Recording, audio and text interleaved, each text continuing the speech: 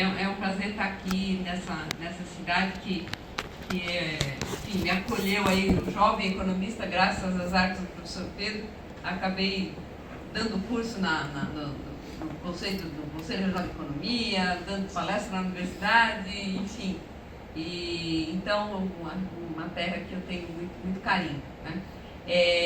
Fico muito honrada de estar aqui, estou aqui nessa posição meramente por, enfim, circunstâncias da vida, né? Acho que seria até melhor se a gente fizesse um grupo, assim, uma roda, porque realmente não me sinto aqui,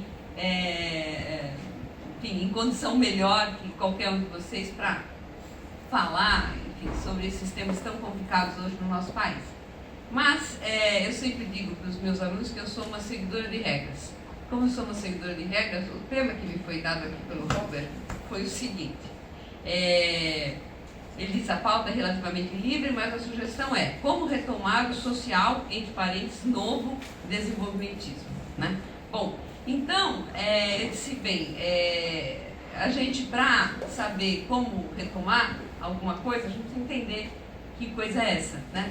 Então, eu achei interessante, de repente, trazer para vocês uma reflexão que eu apresentei num congresso em Leeds, o congresso da...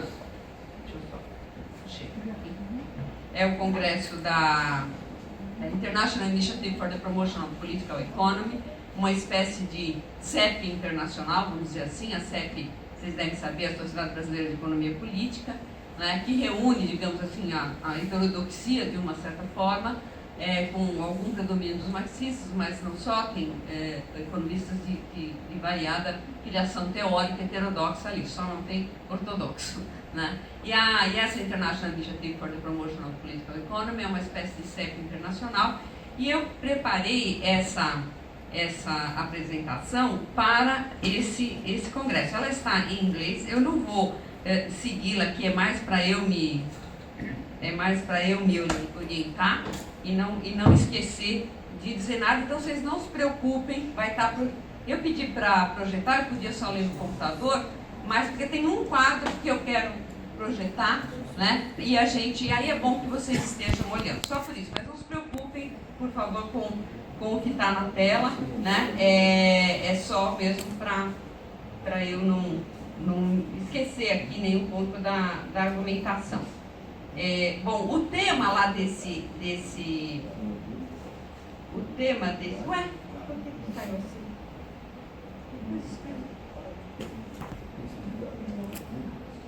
E agora? Desculpa, estou perdida.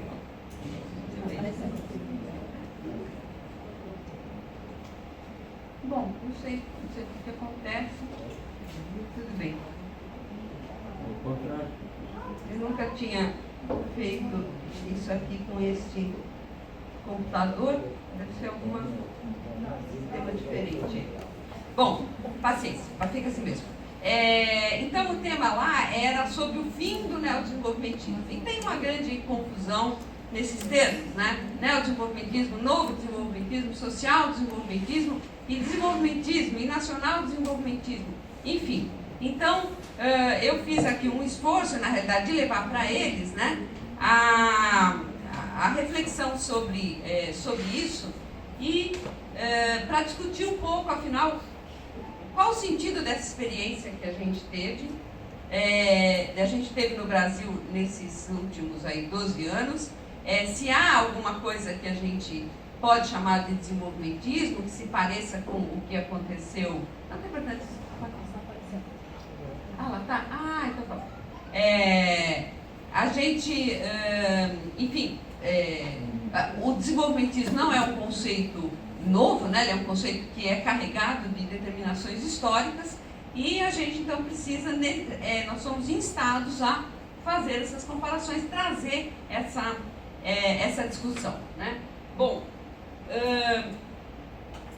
então eu comecei dizendo o seguinte, que para discutir o conceito de neodesenvolvimentismo, a gente precisava primeiro saber o que é desenvolvimentismo. E de tudo que eu li sobre isso, o trabalho que eu acho que é mais importante é o trabalho do professor Pedro Fonseca, né? Um longo estudo que ele fez para um livro do IPEA e que depois ele transformou numa aula magna da AMPEC, que eu tive o prazer de assistir, tive a honra de apresentar o professor Pedro Fonseca também nessa aula magna. E eu acho importante a pesquisa que ele fez, porque ele trilhou dois caminhos que eu acho que são absolutamente necessários e fundamentais para fazer esse tipo de discussão. Primeiro, ele foi, na origem, ele não sacou da cabeça dele uma definição de desenvolvimentismo, mas ele foi na origem daqueles que primeiro usaram os termos, os teóricos, as pessoas que primeiro começaram a falar sobre esse termo, né, desenvolvimentismo. Porém, ele não se limitou a isso, né? Ele, estou aqui relatando coisas que ele mesmo me contou, lá pelas tantas botou uma dúzia de estagiários que ele tinha, de iniciação científica, enfim, uns tantos estagiários para fazer pesquisa histórica, né, em todos os países da América Latina, onde houve experiências que em algum momento foi chamada de desenvolvimentista por alguma razão, né, nesse período entre 40 e 60, e a partir dessas experiências, ou seja, né, ele foi pelo lado do conceito, mas foi pelo lado da realidade efetiva que produziu esse conceito, porque o professor Fonseca é um hegeliano intuitivo, né? Ele trabalha hegelianamente sempre. Então, ele chegou nesta definição, e essa definição diz o seguinte: podemos entender por desenvolvimentismo a política econômica deliberadamente formulada ou implementada por governos nacionais ou subnacionais para, através do crescimento da produção e da produtividade, sob a liderança do setor industrial, transformar a sociedade de modo a atingir propósitos desejáveis, principalmente a superação de problemas econômicos e sociais dentro da estrutura institucional do sistema capitalista. Né? Aí eu traduzi, agora tive que traduzir para o português sem estar com a definição dele aqui. Mas bem, então, para mim, isso significa o seguinte, que para haver desenvolvimentismo, a gente tem que ter primeiro uma forte intervenção governamental, né, que toma principalmente a forma de uma política industrial forte, né, uma política industrial forte por fortalecimento e desenvolvimento tecnológico dessa indústria. Essa política, então, deve seguir o projeto nacional. Para mim é isso que está implícito nessa definição do professor Pedro Fonseca. Então, lá em Leeds, eu tive que um pouco dizer a eles, que era uma plateia estrangeira, né, que a experiência desenvolvimentista no Brasil foi muito forte e transformou radicalmente o nosso país. A gente pode, aí, grosso modo, pouco mais ou pouco menos, dizer que essa experiência aconteceu entre os anos 30 e 80. Né? E isso transformou radicalmente a nossa economia. O Celso Furtado diagnosticou essa transformação no clássico livro dele, a Formação Econômica do Brasil, que ele chamou de mudança do eixo dinâmico da economia, né? E a partir dos anos 30, então, quer dizer, é a própria economia interna, doméstica, que passa a dar a dinâmica do comportamento do capitalismo dentro do Brasil. Bom, com a crise dos anos 70, choque do petróleo e tudo aquilo, passamos por tempos difíceis, né? Nos anos 80 a gente teve um problema inflacionário se agravando, o problema da dívida externa, depois do choque dos juros americanos, o crescimento se reduziu, e isso foi abrindo espaço político, né? De uma forma até certo ponto contraditória, porque o fim da ditadura abriu espaço para o crescimento, né, das demandas sociais e para a produção de uma Constituição muito avançada do ponto de vista social, uma Constituição progressista, né, mas ao mesmo tempo ia se abrindo espaço do ponto de vista da política econômica, cada vez mais entendida como algo puramente técnico, né, o espaço para a defesa das políticas que a gente veio a chamar então depois de neoliberais. Né? Esse espaço foi aberto porque se estava em crise, né? Porque havia um problema de inflação que não se solucionava, porque havia um problema de dívida externa, né? Sempre a questão externa foi uma restrição ao nosso crescimento, né? Sempre foi isso historicamente. Então isso abriu esse espaço, digamos, técnico, mas que também foi político, E a gente entrou nos anos 90, né, sob os auspícios do Consenso de Washington, tomando todas as providências, né, para modernizar institucionalmente o país, nesse sentido, de adequá-lo, né, a essas novas diretrizes dessa política, onde é menos Estado e mais mercado, né, para falar bem sinteticamente.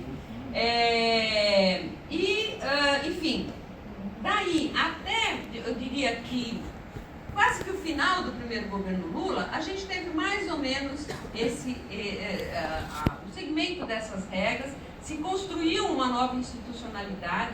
Essa nova institucionalidade, ela está em linha com o que está acontecendo no capitalismo no plano mundial. No plano mundial, a gente tem aquilo que a gente chama de um processo de financiarização da economia. Você tem um crescimento da riqueza financeira que se dá uma velocidade 4 vezes maior do que o crescimento do PIB mundial. Então, pressupostamente 4 vezes maior, ou talvez um pouco menos, se você supuser uma relação capital-produto maior do que 1, né? Talvez um pouco menos que isso, mas de qualquer maneira, num ritmo bem maior do que a riqueza real.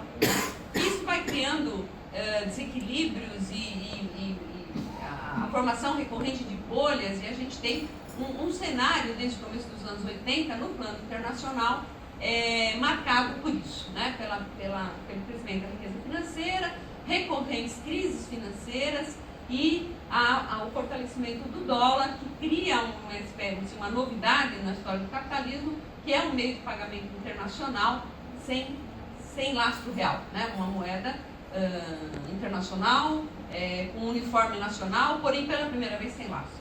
Sempre foi com uniforme nacional, mas antes, de alguma maneira, mais ou menos remotamente, a gente tinha o ouro como lastro último do dinheiro, né? do meio de pagamento internacional geral, como diz o Marx. E agora a gente não tem mais isso. Bem, as coisas estão relacionadas, mas não vou desenvolver aqui. Então, essa cena internacional, de alguma maneira, condicionou aquilo que foi feito aqui dentro. Isso, junto com a crise da dívida, né? Em alguns textos eu uso essa expressão. O Brasil, ele foi, digamos, uma vítima do processo de financiarização, né? Ele foi passivo, um agente passivo da financiarização nos anos 70, 80, né? Quando ele toma empréstimos para enfrentar a crise do petróleo, depois fazer o segundo PND, etc. Mas aí é pego no contrapé com a elevação das taxas de juros, né? E depois, nos anos 90, ele passa de passivo a ativo agente da financiarização, né? Aí toma-se uma série de providências, desde privilegiar os ganhos rentistas, reduzir tributo, abrir a economia, uma série de medidas que são tomadas desde o início dos anos 90 para colocar o país como potência financeira emergente. Esse termo começa a aparecer e, de fato, o Brasil começa a ser um lugar atraente para o capital, né? Não talvez para o bom capital, se é que a gente pode falar para o bom capital, mas enfim, né? Mas não para um capital que vá aqui expandir a planta produtiva, que vá melhorar as condições de produção, mas é um capital que busca valorização financeira, um capital rentista, né? Se a gente olhar os dados dos bancos de pagamentos, fica muito claro o crescimento desse tipo dos investimentos em carteira, crescem totalmente, etc. E isso tudo, então, eu digo que esse processo é um processo em que o país se colocou de forma ativa dentro desse processo de financiarização.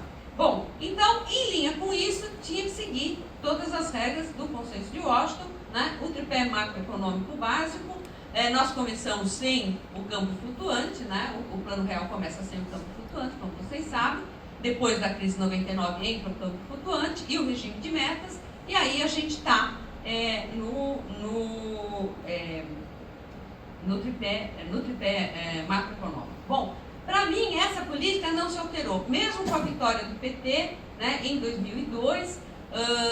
A política econômica stricto sensu que é seguida, ela é seguida tal e qual ela vinha sendo feita antes.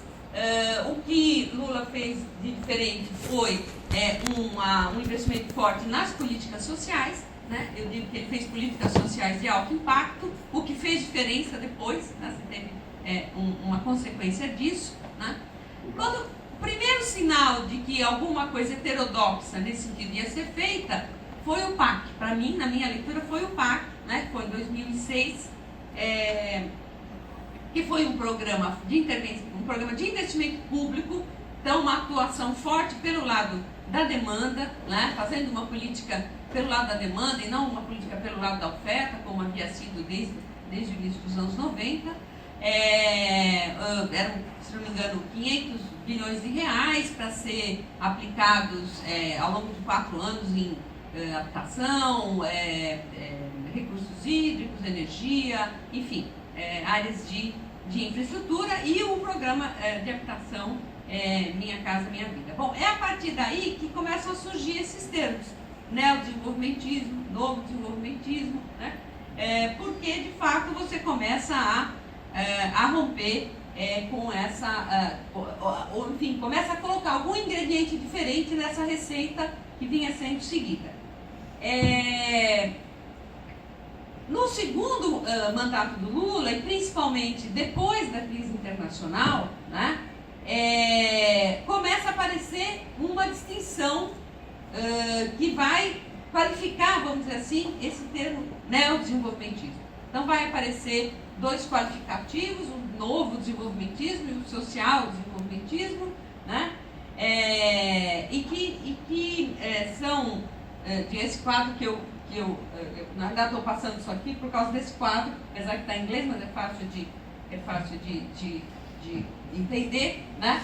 Então eu fiz esse quadro por quê? Para a gente, enfim, é uma tentativa de fazer uma taxonomia dos conceitos desenvolvimentistas, do neodesenvolvimentismo, né, para marcar as diferenças e para a gente interpretar um pouco o que aconteceu nos últimos anos, né? Então, a orientação do chamado novo desenvolvimentismo, ela é mais pró-mercado, né? Tem, os seus defensores revelam uma confiança nas virtudes do mercado, e o social desenvolvimentismo ele é menos pró-mercado, né? Tem menos confiança nas virtudes do mercado. O elemento dinâmico da demanda agregada para o novo desenvolvimentismo é o mercado externo e os investimentos privados, né? E para o social desenvolvimentismo é o mercado doméstico reforçado por políticas distributivas e por investimentos públicos, né?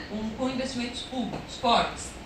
Papel do Estado para os novos desenvolvimentistas um papel forte, mas principalmente na gestão dos preços fundamentais da economia, uma gestão que deve estimular a indústria local, né? Então é a gestão da taxa de câmbio, da taxa de juros e dos salários. Então esse seria, na minha leitura, o papel fundamental do Estado para os novos desenvolvimentistas. Os sociais desenvolvimentistas, para eles, o papel do Estado é um papel forte, mas em fazer políticas distributivas, né, e em melhorar as políticas públicas e os serviços públicos de modo geral. A política monetária, ela não há diferença entre um e outro, ambos pregam uma política monetária menos draconiana, né, com taxas de juros reduzidas. Na política fiscal há uma diferença. A política fiscal para os novos desenvolvimentistas é uma política fiscal rígida, né, apertada, com controle rígido do gasto público. Para os social-desenvolvimentistas, ela é uma política fiscal responsável, porém com possibilidade de ser menos rígida, em benefício de se fazer política anticíclica quando for preciso. A política de câmbio, né, para os novos desenvolvimentistas é sempre ter um câmbio desvalorizado, para os sociais desenvolvimentistas também, né, porém com a possibilidade de manter uma taxa de câmbio não tão desvalorizada para preservar os salários reais. Finalmente, no que diz respeito a emprego e políticas de salário, os novos desenvolvimentistas priorizam, né, a qualificação dos postos, né, dos postos de trabalho, com o aumento da produtividade do trabalho e a possibilidade até de redução dos salários reais, se necessário, para não prejudicar a indústria. porque acreditam que é o desenvolvimento industrial que melhora no longo prazo os salários reais, né? Enquanto que os social-desenvolvimentistas defendem uma política que busca o pleno emprego sempre, né? E a manutenção e o crescimento dos salários reais, particularmente do salário mínimo. Bom, gente, posso estar completamente equivocada, posso estar errada, mas foi a forma como eu consegui, pode estar faltando coisa também, né? Um esforço que eu fiz aí de fazer esse quadro comparativo, até porque, como eu disse, tá, essa apresentação eu fiz lá para os ingleses, enfim, eram vários estrangeiros que não são ingleses, mas não era para brasileiros, apesar de que havia brasileiros lá, né? Então eu fiz esse esforço de sintetizar essas diferenças. Bom, aí a gente pode, com isso e com a definição do Pedro, do qual eu parti, a gente pode discutir, né, se a gente pode chamar essas duas políticas de desenvolvimentistas. A minha resposta é que é complicado a gente chamar essas políticas de desenvolvimentistas, né? Porque eu digo o seguinte, no novo desenvolvimentismo, né, apesar da ênfase forte na indústria, né, no setor industrial, que é um dos elementos lá da definição do Pedro, há muita confiança no mercado, né? E no setor privado de modo geral, porque a intervenção governamental é fraca, os investimentos públicos são reduzidos e não tem um projeto nacional. No caso do social-desenvolvimentismo, apesar da ênfase forte na intervenção governamental, há pouca preocupação com a indústria e tampouco há um projeto nacional. Então, nenhum nem outro, no meu entender, poderia ser chamado de desenvolvimentismo, né? Nenhum desses grupos. Bom, e aí, o que é que eu faço a partir de agora? Uma discussão sobre se é possível, né, uma política desenvolvimentista, mesmo considerando que a gente eventualmente chame essas políticas de desenvolvimentistas, ou mesmo aquela política de fato desenvolvimentista lá, que a história marcou, né? Mas se é possível, enfim, algum tipo de desenvolvimentismo, seja ele qual for, né? Internamente, é uma economia que está institucionalmente regulada, né, para privilegiar e apostar, na realidade, na acumulação financeira. Então, aqui eu coloco essa discussão que eu já antecipei a vocês, né, que eu acho que, de fato, se criou uma institucionalidade no Brasil pró-capital financeiro, pró-acumulação financeira, desde os anos 90, né, e isso, no limite, é incompatível com as políticas desenvolvimentistas, né? A probabilidade que você tem de gerar, você pode eventualmente reduzir salário real, reforçar o mercado interno, né, elevar a demanda doméstica, mas você faz um baita de um déficit em transações correntes. Ou então você segura as transações correntes, mas aí você tem uma economia muito aberta, ainda tem algum grau de indexação, tem todo o problema com os títulos públicos, você estoura com a inflação. Enfim, então você tem algumas condicionantes, né, do comportamento da economia dentro desse tipo de regulação que tornam quase que inviável você tentar fazer essas políticas, né?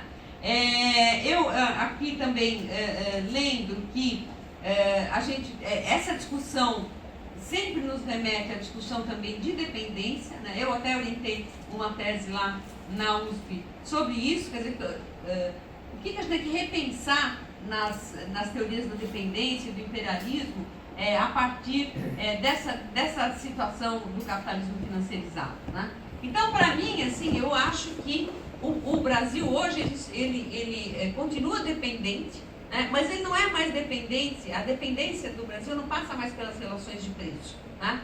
Como passava na época da deterioração dos termos de troca, né? Ela passava pela relação de preço. O que acontecia era que a gente tinha um processo de configuração de preços que, em conjunto com a formação de preços dos bens que a gente importava nos colocava sempre em prejuízo, né? Então a gente reproduzia essa dependência e por isso a industrialização era a saída, etc.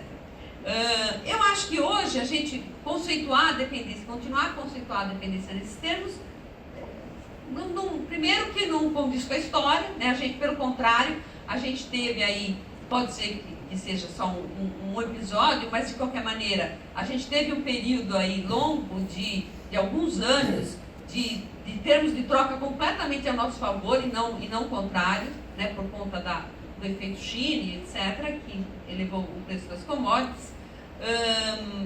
Então, acho que a dependência que a gente tem hoje é uma dependência de poupança externa, né? E a dependência de poupança externa, isso não é porque a gente não tenha poupança interna, porque não é esse conceito de poupança que eu uso, né? A dependência de poupança externa que eu digo é o seguinte: como a gente está sempre pressionado pelos resultados das transações correntes, a gente tem que trazer recurso via conta capital e financeira do balanço de pagamentos. E a forma de trazer recurso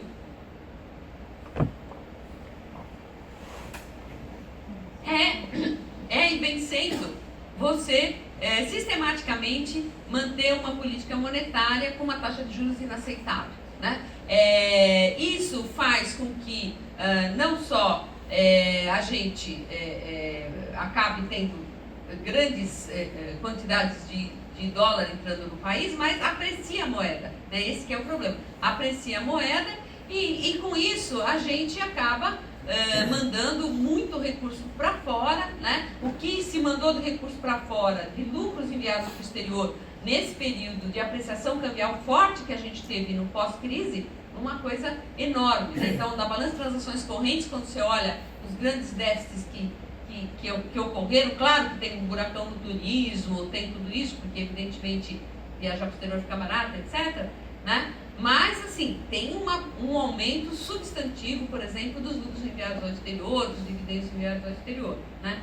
Então, quer dizer, é essa parte da renda, né, nossa, que é produzida aqui internamente e não fica com a gente, é isso que caracteriza a dependência, para mim, hoje, muito mais do que qualquer desequilíbrio ou descompasso nos termos de troca entre as bens que a gente importa e que a gente exporta.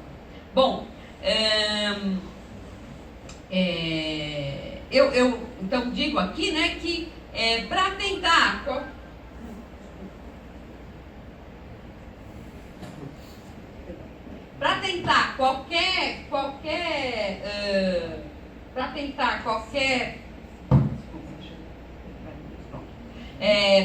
qualquer ensaio desenvolvimentista, né, a gente teria que ter um outro ambiente institucional, né?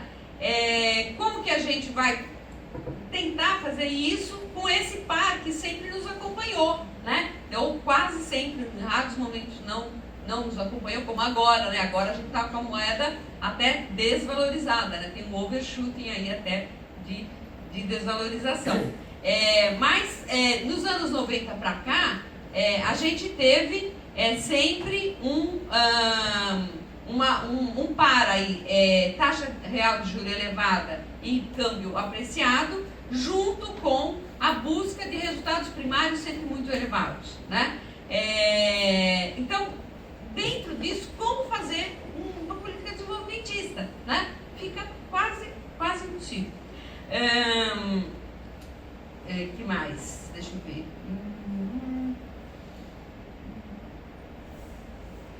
Bom, deixa eu ver se tem mais alguma coisa que eu queria falar.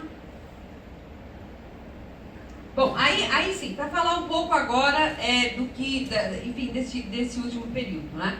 Então, o que aconteceu, no meu entender? Nos primeiros anos do governo Lula, principalmente a partir de 2004 para diante, né, a gente teve aquele bônus, né, que alguns chamam de bônus macroeconômico, que foi a elevação do preço das commodities. Então, isso puxou a demanda externa, isso junto já com algum efeito multiplicador das políticas sociais, né, do crescimento do salário mínimo, do Bolsa Família, de tudo isso, começou a puxar o crescimento, né? A economia crescendo, você tem um círculo virtuoso, que a economia cresce, o investimento privado também cresce, e assim por diante, né? E, enfim, então teve esse estímulo, digamos, foi detonado pela demanda externa, esse não foi comandado pela demanda externa, mas foi detonado pela demanda externa esse crescimento até a crise, né? Bom, quando chega a crise, a reação do governo foi uma reação de tentar segurar o crescimento pelo consumo, né? Enfim, a gente lembra, todos nós aqui lembramos do presidente Lula indo para a televisão e pedindo para as pessoas consumirem, ou não parem de consumir, para os empresários não parem de investir, né? Mas a ênfase no consumo era muito forte, né? E houve uma expansão brutal do crédito também, o que possibilitou esse consumo. Mas, evidentemente, a gente sabe que se o restante das variáveis macroeconômicas básicas não mudarem muito, esse crescimento sustentado pelo consumo, ele é de curto prazo, né? Ele não tem autonomia, ele não se mantém. Então, o que aconteceu, principalmente a partir de 2011, né, foi que a crise internacional, que se pensava resolvida, se mostrou irresolvida, né? Ela foi se agravando no sentido de que tanto a zona do euro vai ficando complicada, a economia americana demora a retomar agora, que vai estar retomando um pouquinho, mas também tem ameaça de bolha, agora ameaça de bolha de ação, né? A China vai puxando o freio de mão, depois puxa de vez. Bom, tudo isso, né, faz com que aquele nosso bônus macroeconômico lá da primeira gestão do presidente Lula inverta agora num ônus macroeconômico. A gente tem uma situação no setor externo muito complicada, né? Bom, com essa situação no setor externo complicada, né, com a correta percepção de que pelo consumo não se iria a lugar nenhum, é preciso recuperar o investimento, né? Então a interpretação que eu dou à política feita no governo Dilma é de que se tentou recuperar o investimento, né, se apostando fundamentalmente no investimento privado. Então, uma série de medidas que foram tomadas, principalmente o enfrentamento dos juros, visando a redução, a desvalorização do câmbio, né, para melhorar a situação da indústria, e várias outras políticas, como a extensão a política de desonerações fiscais, que acabou sendo expandida para vários setores, enfim. Então, um conjunto de políticas buscando o quê? Resgatar o investimento privado e fazer do investimento privado a variável, do investimento, né, como variável macroeconômica, a variável dinâmica dessa economia. Mas o investimento não reagiu, né? E o investimento não reagiu, há aí uma grande discussão sobre por que não reagiu, né? A minha interpretação é que ele não reagiu porque os empresários, primeiro, continuaram sem apostar no país, continuaram sem apostar na possibilidade de a economia brasileira se recuperar, né? Então preferiram transformar a desoneração em margem de lucro, né, ao invés de investir. Essa é a minha leitura, né? Isso é um fator econômico, mas eu acho que tem um fator político também, que é o seguinte, né? O governo Dilma foi enfrentando muitas batalhas, corretas a meu ver, né? Todas elas, corretas. Mas ele foi ganhando junto ao empresariado, né, a imagem de um governo cada vez mais intervencionista. E a gente sabe que empresário, né, não gosta de governo intervencionista. Então, quer dizer, a situação já era incerta, a economia mundial incerta. Então, para que eles iam investir, né? Porque, além do que, se desse certo, ia fortalecer um governo que eles estavam achando que era muito intervencionista. Então, eu tenho um colega da USP, o professor Fernando Bujitsky, que escreveu um artigo, inclusive, falando de uma greve de investimentos. Eu não sei se eu chego a tanto, mas que tinha uma pouca disposição de fazer alguma coisa que, no limite, poderia favorecer um governo que eles viam como intervencionista. Eu acho que isso teve. Então, você tem vários elementos aí que se combinaram, né, para que o investimento não reagisse. E, claro, com a restrição do gasto, né, o próprio investimento público ficou afetado, né, e não pôde compensar essa tibieza do investimento privado. Bom, evidentemente o consumo já tinha completamente esgotado a sua capacidade de tornar a economia dinâmica, porque inclusive o limite de endividamento das famílias, o endividamento das famílias estava muito elevado, já chegando num certo limite. Então, enfim, aconteceu o que aconteceu. Acho que a deterioração das contas públicas foi resultado um pouco desta combinação, né? A economia não reagiu porque o investimento não reagiu, mas a política continuou e a arrecadação caiu, né? E acabou surgindo o famoso resultado primário negativo de 2014. Quanto eu falei? Não sei.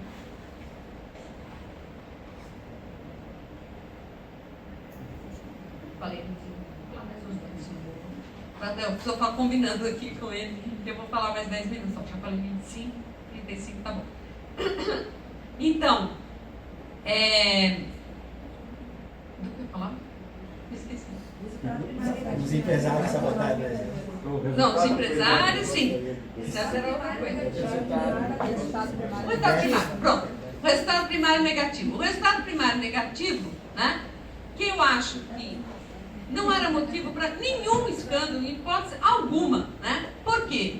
Porque quando você olha, né, no plano internacional, o resultado primário dos Estados Unidos é 2-3% negativo, né?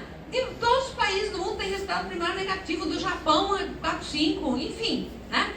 Os dados de dívida pública sobre PIB, igualmente, né? Imagina, a dívida, no governo Dilma, diz lá um escriba da Folha, né? No governo Dilma, a relação dívida-PIB, só que antes eles falavam da relação dívida-PIB líquida, depois agora eles só falam da bruta, também ninguém explica por quê, que antes só tinha que ser a líquida e agora é a relação dívida bruta-PIB que importa. Mas enfim, a dívida bruta sobre o PIB cresceu de 52% para 62%. Então, é um descalabro. Então, a palavra descalabro começou a ser usada assim de uma forma recorrente na mídia, em todo tipo de mídia, impressa, escrita, televisiva, em todos os tipos, né? Então se fez realmente um grande terrorismo econômico, midiático, né, sobre esses dois resultados, né, junto com a inflação. A questão do resultado primário negativo, pela primeira vez, desde não sei quando, né, de 2002 lá, e a questão do aumento da relação dívida-PIB para 62%. Só que, peraí, a relação dívida-PIB nos Estados Unidos é 100%. Na Inglaterra, nos Estados Unidos e no Canadá é 100%. Na Inglaterra é 90%. No Japão é 230%. Então, né, quer dizer, onde está o descalabro? Onde está, né, a situação? Eu me refiro a isso porque isso é recorrente na economia brasileira. Recorrente, né? Por isso que eu também escrevi um texto uma vez falando do estado de emergência econômica, né? Então, porque, por exemplo, quando chegou na passagem do governo Henrique para o governo Lula, se dizia isso: a economia está à beira do precipício, né? A economia está derretendo como gelatina, desfazendo como manteiga. E no fim, se olhava lá o comportamento das reservas, não teve fuga de capitais, não teve nada, teve terrorismo eleitoral, especulação em cima da taxa de câmbio, né? Fez o dólar subir, a taxa de câmbio em termos reais de dezembro de 2012, estão dizendo que essa aí está alta, a de dezembro de 2012 é 8 e alguma coisa. Você corrige, né, pelo IPCA e desconta a inflação americana, você chega nisso. Mas bem, então isso é recorrente. Eu acho que o fato de a gente ter tido um passado inflacionário tão pesado, né, uma história com a inflação tão pesada e tão complicada, e também com a história com os déficits externos, os moratórios de dívida e tudo isso, facilita este tipo de discurso, né? Facilita a difusão desse tipo de impressão de não, é um descalabro, né? Uma tragédia, enfim.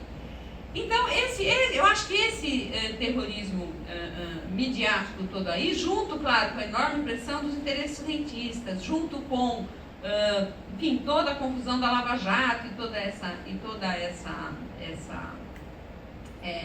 tudo que está se criando em torno disso, né, acabou levando a presidenta Dilma, infelizmente, né, enfim, retroagir completamente em todas as políticas desenvolvimentistas de qualquer tipo, né, daqueles que a gente viu, e fazer uma política completamente afinada com aquilo que o mercado quer. E quando a gente fala mercado, a gente fala do mercado financeiro, principalmente, né?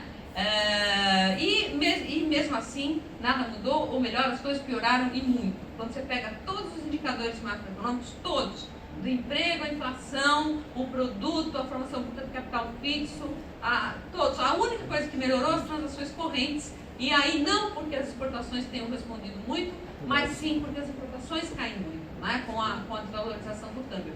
Esse é o único dado macroeconômico que melhorou, né? Então o déficit se reduziu, o acumulado em 12 meses está aí hoje na casa dos 70 bilhões e chegou pela nova metodologia dos 70 e poucos bilhões, pela nova metodologia do balanço de pagamentos, chegou no ano passado a mais de 100 bilhões, né?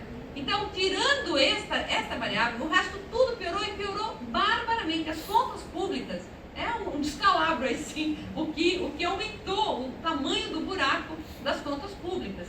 Como é que a relação dívida-PIB vai melhorar se o PIB cai, né, muito mais do que você consegue reduzir a dívida? Ela só vai subir, né? Então tudo piorou e piorou muito.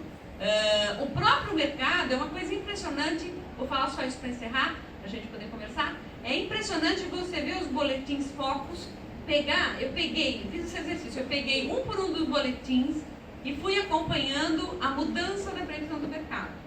O mercado começou janeiro prevendo para este ano um crescimento positivo de 0,5%, em janeiro, 0,5%.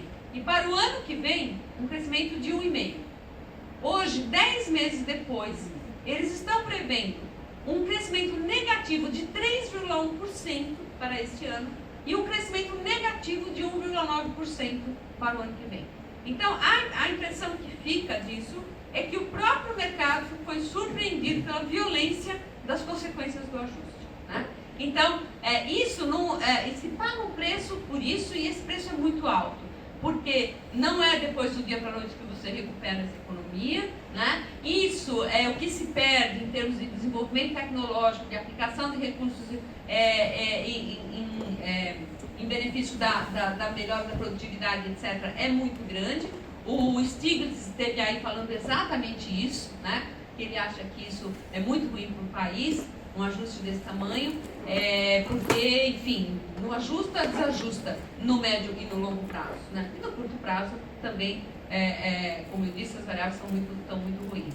Então, enfim, acho que para retomar um desenvolvimentismo, qualquer que ele seja, primeira coisa a gente teria que conseguir sair, né, dessa armadilha, dessa política que foi retomada aí pela presidenta Dilma no seu segundo mandato. Espera aí, só para jogar bola. Obrigada.